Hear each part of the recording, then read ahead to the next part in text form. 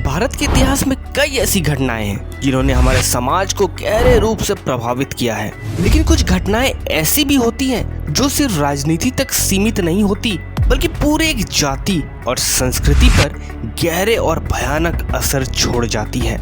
ऐसा ही एक कड़ा और विवादास्पद अध्याय है जजिया कर।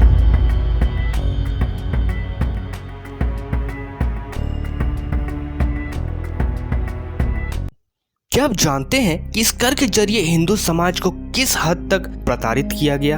यह कहानी केवल एक कर की नहीं है, बल्कि यह एक पूरे समुदाय के अस्तित्व को छीनने और उनके आत्मसम्मान को तोड़ने की कहानी है। आपको जानकर थोड़ी हैरानी होगी, लेकिन जजिया एक विशेष कर था जिसे खास तौर पर हिंदू और अन्य गैर मुस्लिमों पर लगाया जाता था, जैसे सिख धर्म, बौद्ध धर्म, जैन धर्म, ईसाई धर्म इत्यादि। जजिया कर सीधे तौर पर हिंदू समाज को दंडित करने का एक तरीका था।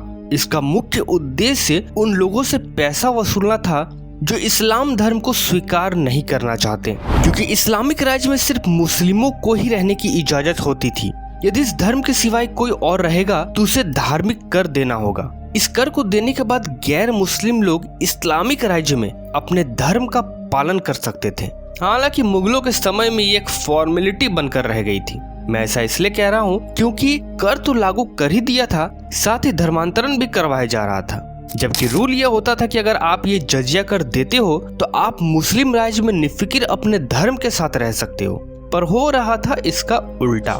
यहाँ आपको एक और बात जानकर हैरानी होगी कि भारत में इससे जजिया कर को सर्वप्रथम मुगल शासकों ने नहीं लागू किया था, बल्कि भारत में इसका प्रथम साक्ष्य मोहम्मद बिन कासिम के आक्रमण के बाद देखने को हमें मिलता है। सर्वप्रथम मोहम्मद बिन कासिम ने ही भारत में सिंध प्रांत के देवल में जजिया कर लगाया था। इसके बाद जजिया कर लगाने वाला दिल्ली सल्तनत का प्रथम सुल्तान फिरोज तुगलक बना। इसने जजिया को खराज यानी कि भूराजस्व से निकालकर पृथक कर के रूप में वसूला, लेकिन इससे पूर्व ब्राह्मणों को इस कर से मुक्त रखा गया था। यह पहला सुल्तान था जिसने ब्राह्मणों पर भी जजिया कर को लगा दिया। फिरोज तुगलक के ऐसा करने के विरोध में दिल्ली के ब्राह्मणों ने भूख हड़ताल कर दी, लेकिन फिरोज तुगलक को इससे कुछ खासा फर्क नहीं पड़ा। तुगलक ने इसे समाप्त करने की ओर कोई ध्यान नहीं दिया। अंत में दिल्ली की जनता ने ब्राह्मणों के बदले स्वयं जजिया देने का निर्णय ले लिया। इसके बाद लोधी वंश के शासक सिकंदर लोधी ने जजिया कर लगाया और ऐसे ही सिलसिला आगे बढ़ता रहा। लेकिन 16वीं सदी में अकबर ने इसे हटा दिया था,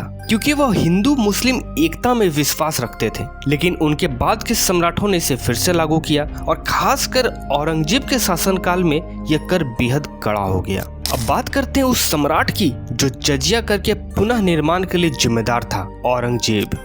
औरंगजेब एक ऐसा सम्राट था जिसने हिंदू धर्म के प्रति सख्त नीतियां अपनाई और जजिया कर को लागू करके उसे एक कठोर वास्तविकता बना दिया। इतिहासकारों के अनुसार औरंगजेब ने इस कर को लागू करने का निर्णय इसलिए भी लिया था ताकि वह हिंदू समाज को दबा सके और एकमात्र मुस्लिम धर्म को श्रेष्ठ साबित कर सके। उसने यह निर्णय लिया कि जिन हिंदू नागरिकों ने इस्लाम नहीं अपनाया उनसे भारी कर वसूला जाएगा, और यह कर इतना अत्यधिक था कि हिंदू समाज इसे देने में असमर्थ था, पर फिर भी इस कर के भुगतान के लिए उन्हें मजबूर किया जाता था। अब सवाल यह उठता है कि इस कर का हिंदू समाज पर क्या असर पड़ा? क्या जजिया कर महज एक कर था या फिर यह हिंदू समाज के अस्तित्व और सम्मान पर हमला था?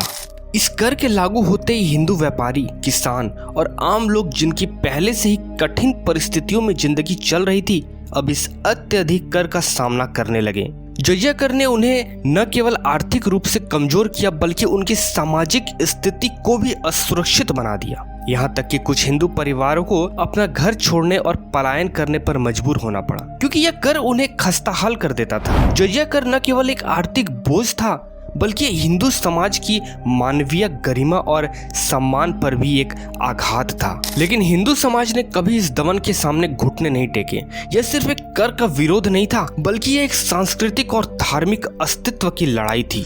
राजस्थान, गुजरात, उत्तर प्रदेश और अन्य इलाकों में हिंदू राजा और समान लोग इस कर के खिलाफ खड़े हो गए। मारवाड़ के राजा जसवंत सिंह ने इसका खुला विरोध किया और मुगलों के खिलाफ युद्ध भी छेड़ा। कई हिंदू व्यापारी जिनके पास जजिया कर चुकाने की ताकत नहीं थी, वे भी अपने सामान को छुपाते थे या इसे चुकाने से बचने के लिए विभिन्न तरीके अपनाते थे। यह संघर्ष केवल एक कर के खिलाफ नहीं था, यह हिंदू समुदाय की धार्मिक और सांस्कृतिक स्वतंत्रता की लड़ाई थी। आखिरकार 18वीं शताब्दी में औरंगजेब के बाद मुगलों का साम्राज्य कमजोर पड़ने लगा और जजिया कर को खत्म कर दिया गया, लेकिन इसका प्रभाव लंबे समय तक महसूस किया गया। यह कर हिंदू मुस्लिम संबंधों के इतिहास में काले धब्बे की तरह दर्ज हो गया, जिसे आज भी लोग याद करते हैं। जजिया कर न केवल हिंदू समाज को आर्थिक रूप से कमजोर करता था, बल्कि इसने पूरे भारत में एक धार्मिक विभाजन और संघर्ष की स्थिति पैदा कर दी थी। यह हिंदू और मुस्लिम समुदायों के बीच